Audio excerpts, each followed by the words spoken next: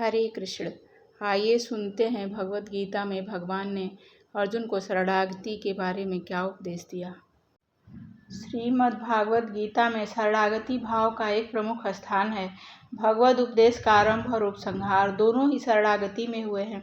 भगवान श्री कृष्ण और अर्जुन सदा साथ साथ रहते थे, परंतु अर्जुन जब तक भगवान के शरण नहीं हो गए तब तक भगवान के श्रीमुख से श्रीमद् भागवत गीता का प्राकट्य नहीं हुआ।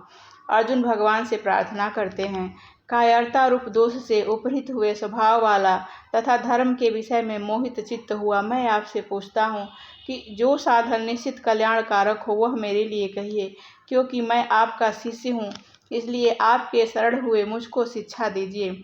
श्रीमद् भगवत गीता सर्वगुह्यातमम पद अध्याय 18 श्लोक 64 में एक ही बार आया है। अर्जुन को सर्वगुह्यातम संपूर्ण गोपनीयों से अति गोपनीय उपदेश देते हुए भगवान कहते हैं, अर्जुन तू मुझ में मन वाला हो, मेरा भक्त बन, मेरा पूजन करने वाला हो और मुझको प्रणाम कर। ऐसा करने से तू मुझे ही प्राप्त होगा, यह मैं तेरे प्रति सत्य प्रतिज्ञा करता हूँ, क्योंकि तू मेरा अत्यंत प्रिय है। ऐसा कहने के बाद भगवान आज्ञा देते हैं, अर्जुन संपूर्ण धर्मों को अर्थात संपूर्ण कर्तव्य कर्मों को त्याग कर तू केवल एक मुझ सर्वशक्तिमान सर्वाधार परमेश्वर की ही शरण में आ जा, मैं तुझे संपूर्ण पापों से मुक्त कर दूंगा, तू शोक मत कर। इसके बाद जब भगवान अर्जुन से पूछते हैं कि क्या तेरा अज्ञान जनित मोह नष्ट हो गया, तब इसके उत्तर में अर्जुन कहते हैं, हे अच्युत, आपकी कृपा से मेरा मोह नष्ट हो गया और मैंने स्मृति प्राप्त कर ली। अब मैं संशय रहित होकर स्थित हूँ, अतः आपकी आज्ञा का पालन करूँगा। इस प्रकार भगवान की आज्ञा मामेकम शरणम व्रज के उत्तर में अर्जुन करिष्ये वचनम तव कहकर उसे शरणागति को स्वीकार कर लेते हैं और ठीक उसके पश्चात ही श्रीमद् भगवत गीता का उपदेश समाप्त हो जाता है। गीता की समाप्ति शरणागति में होती है। अब इस प्रश्न पर विचार करना है कि हमें शरणागति कैसे प्राप्त हो।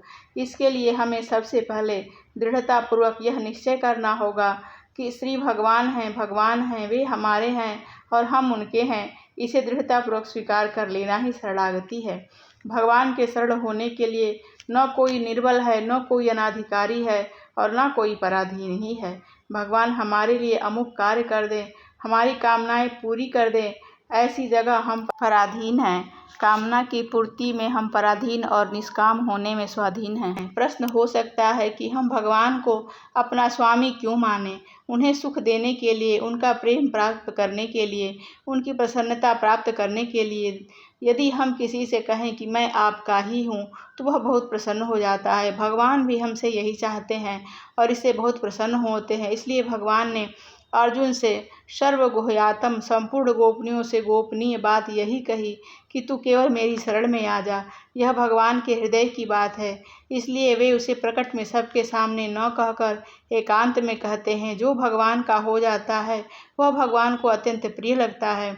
पराए घर की लड़की विवाह के बाद अपने पति को अपना स्वामी समझकर मैं आपकी ही हूँ ऐसा मान लेती है तो वह उसके घर की स्वामिनी बन जाती है, गृहलक्ष्मी बन जाती है। उसने अपने आप को दे दिया तो घर का सब कुछ उसका हो गया।